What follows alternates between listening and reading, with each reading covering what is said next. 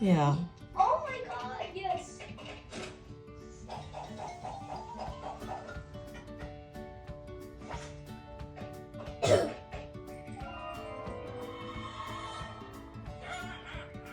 Mom, I see a smiley face on his car if you listen. Whoa, there's a big piece of snow.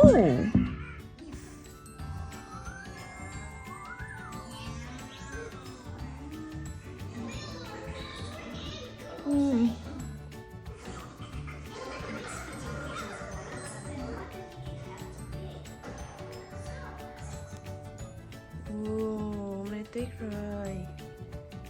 Ôi đẹp quá à. Cái hột tuyết nó bự lắm luôn á. Quay trên bên này không có thấy đẹp. Đây nè. Cái hột tuyết nó to luôn.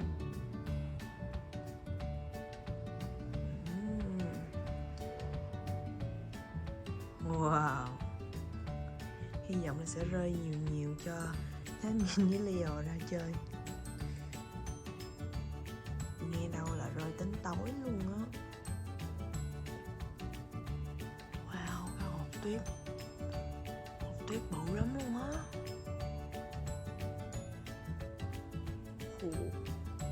Mới có 10 phút thôi nó trắng xóa hết rồi.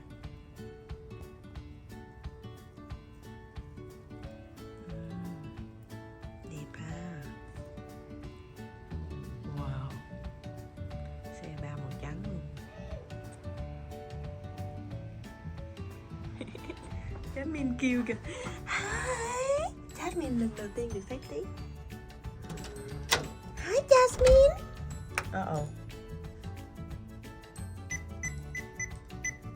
I was locked out.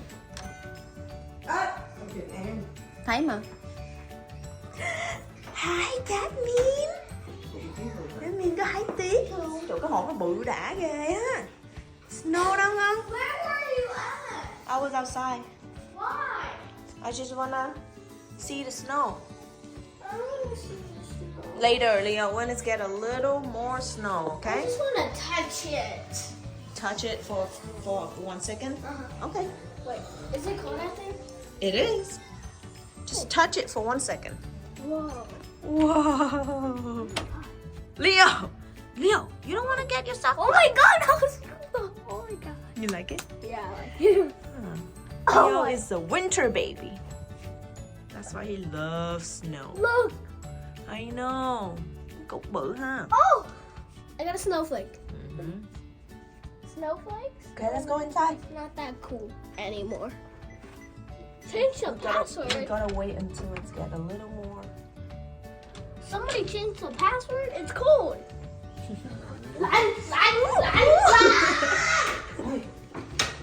Vô con, vô. Em đang ăn phô mai. Em đi coi tiết, em đi vòng nhà em coi tiết. Lần đầu tiên em được thấy tiết à trời. Em bé nhà quê à trời. Người ta đẻ ở Texas mà. Ta là cô gái thôn quê mà tự nhiên người ta thấy tiết. Ý, mở lên. Ngày Tết.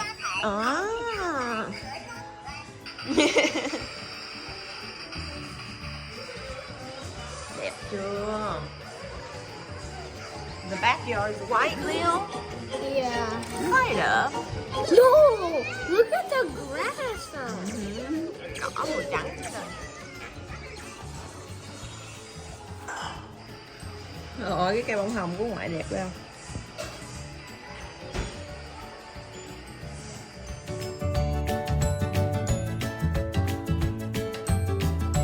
Ready? Go!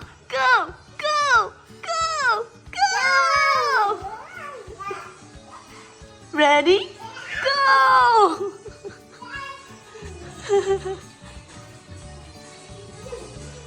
Ready? Cái bánh dưới đất kìa. Trời, nó coi quăng bánh kìa. Hát nữa. Sigma boy, Sigma boy, Sigma boy. Trời ơi. trời tuyết mà ba đi mua cà phê. Còn bây giờ nó đỡ tuyết rồi, bây giờ nó mưa rồi. Nó mà mưa là chút hồi nó đóng đá. Đi mua cà phê nữa kìa. Ôi là trời. Rồi thấy đường không? Rồi thấy đường chạy không? Rồi.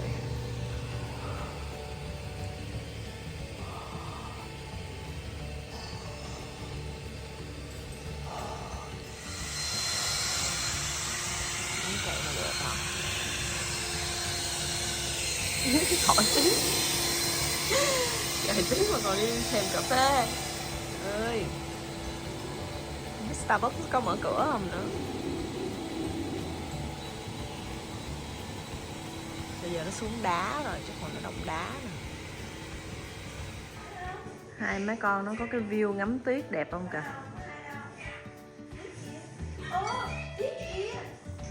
Rồi, tuyết rơi kìa, đã không? Hai mấy con nó là ngồi ngắm tuyết massage kìa.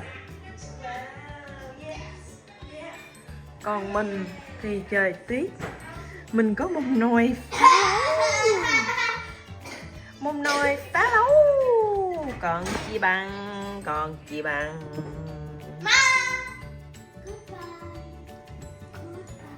Bye bye. Đây, mẹ coi coi đi sao? Đi vậy hả? Đi kiểu gì kỳ vậy? Uống sữa hả? Con muốn uống sữa hả? Dạ đi. Trời đất ơi. Dạ mẹ đi. Ủa con gấu hả? Nè đi ra nè, đi ra đây nè. Đi ra đây nè. Wow. Chi.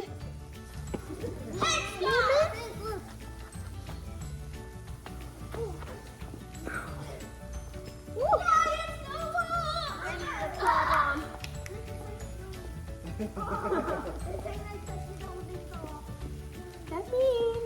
Look, hi. Let me see if I can slide down the street on the sled. You think there's enough of a... Leo, making a snowman right here. For Jasmine. I have giant snow cone. Yay, I get more snow. Want to make a snowman? On my snow cone. We can have some sticks. Yeah.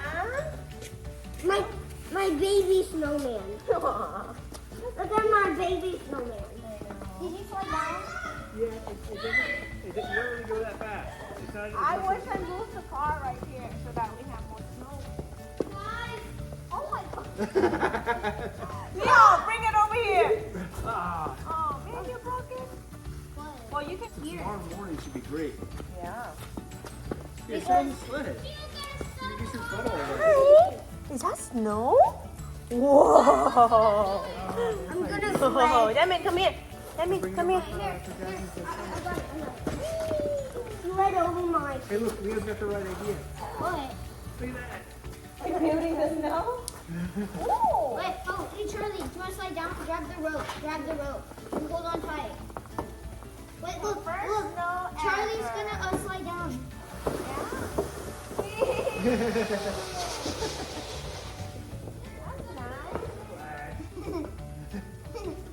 Oh, what's train we can come on too? Yeah.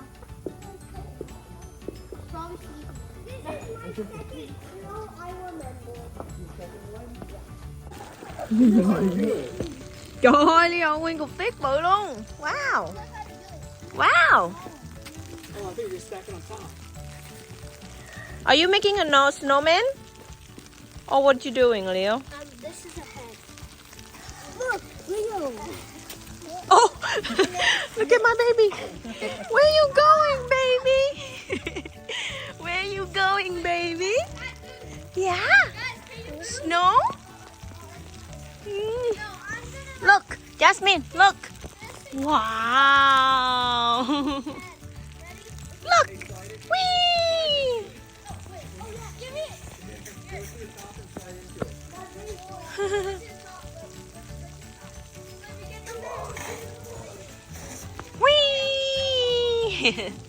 Jasmine, first snow. First snow. Whee! Whee!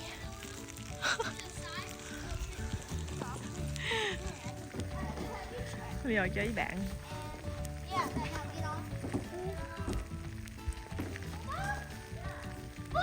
Bố bà ra kìa, bố bà kìa. Go! Wait, Charlie. Wow!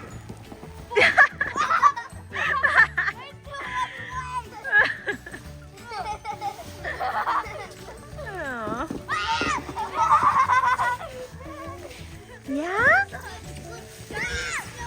Bố bà đâu? Oh, she wanna sit down. Nhìn nè. Jasmine, it's cold. You don't want to take it off. I heard Payne's gonna come out here in a little bit. Really? Yeah. You hurt him? Oh no. Snow. How you roll the snow, Leo? How do you do it, Leo? Wait. Let me go here. Hi, baby. Uh-oh.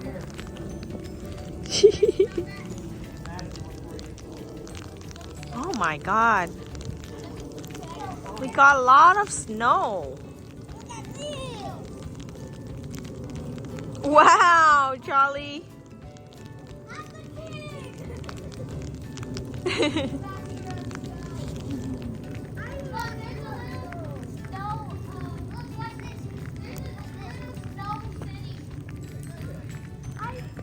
I have a big snowball coming. My glove! Look, Leo. So silly. Leo, watch this. Leo, look at Charlie. I know. Trời, chết mình nè. Hey, let's go show Adam how to roll the snow. Oh no, Jasmine. Trời ơi, nó bẻ cái cây này của ông ngoại rồi. Ông ngoại quánh mày chết. Ông ngoại quánh bà. Ngồi đó luôn hả? Lai ơi. Yeah, I can get my snowball. I made my snowball. Bây giờ có mấy thằng bạn chơi cũng vui. Leo. Come here. I'll help you. Stand up. You stand up. Wait.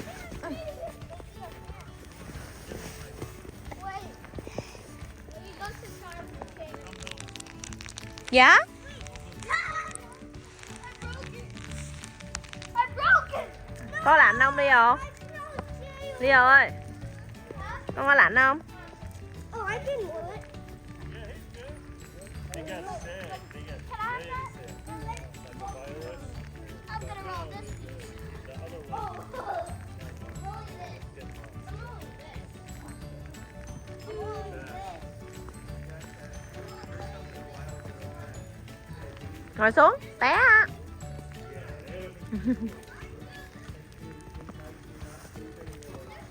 Jasmine, Jasmine. Whee! Jasmine, Jasmine. Whee! Oh.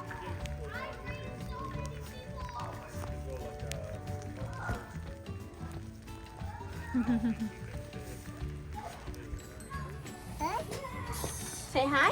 Hi. Hi đi. Hi. Hi. Here, Jasmine, Jasmine. Jasmine, look. Hi. Jasmine. Hi. Hello. Hello. You're gonna be cold, baby. Wait.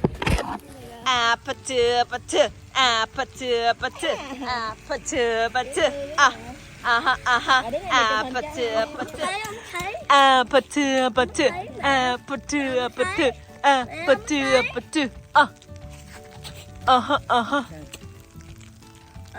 kissy face. Lạnh quá mọi người ơi. Em ơi, ra đây, con gấu ơi. Em đi vô rồi, lạnh quá rồi. Ý, con thỏ kìa. Hi. Hi little kitty. Nón. Kháoให้cho con hả? Ôi, chú của bảo kìa.